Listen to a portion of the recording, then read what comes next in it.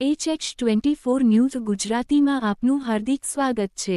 જામનગર શહેરના વિકાસગ્રહ વિસ્તારમાં આવેલ એક્ટિવા સર્વિસ સ્ટેશનવાડી ગલી અને અર્જુન જ્વેલર્સની ગલી, જ્યાં હોટેલ નંદાની દિવાલ પાસે ટુ વ્હીલર વાહનો દ્વારા રોડ ઉપર દબાણ કરવામાં આવી રહ્યું છે, તે મુદ્દો હાલ સ્થાનિક નાગરિકોમાં ભારે ચર્ચાનો વિષય બન્યો છે।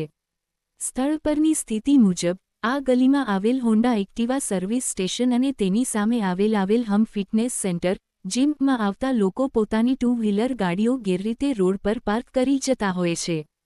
હોટેલ સ્ટાફ દ્વારા પણ આ વાહનો જીમમાં આવતા સભ્યોના હોવાનું જણાવાયું છે, જેના કારણે દિવસ અને સાંજ દરમિયાન સતત ટ્રાફિક અવરોધ અને વાહનચાલકોને ભારે મુશ્કેલીઓ સર્જાઈ રહી છે।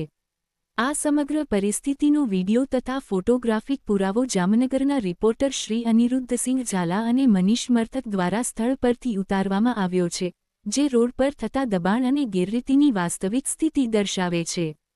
સ્થાનિક નાગરિકોનો આક્ષેપ છે કે રોડ પર આ રીતે દબાણ અને પાર્કિંગ થવાને કારણે આપતકાલીન વાહનો, એમ્બ્યુલન્સ, ફાયર બ્રિગેડ વગેરેને પસાર થવામાં પણ મુશ્કેલી પડે છે।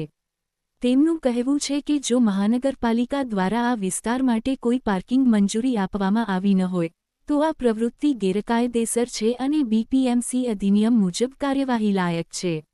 નાગરિકોએ જામનગર મહાનગરપાલિકા, ટ્રાફિક વિભાગ અને સંબંધિત અધિકારીઓને સ્થળ નિરીક્ષણ કરીને તાત્કાલિક કાર્યવાહી કરવા, તેમજ રોડ પરથી દબાણ દૂર કરી નિયમિત પાર્કિંગ વ્યવસ્થા સુનિશ્ચિત કરવા માંગ કરી છે। જામનગરમાં ટ્રાફિક શિસ્ત અને નાગરિક સુવિધા જળવાઈ રહે તે માટે આ પ્રકારની ગેરવ્યવસ્થાઓ સામે સત્તાધિકારીઓ દ્વારા કઠોર અને પારદર્શક કાર્યવાહી થવી જરૂરી હોવાનું નાગરિકોએ સ્પષ્ટપણે જણાવ્યું છે।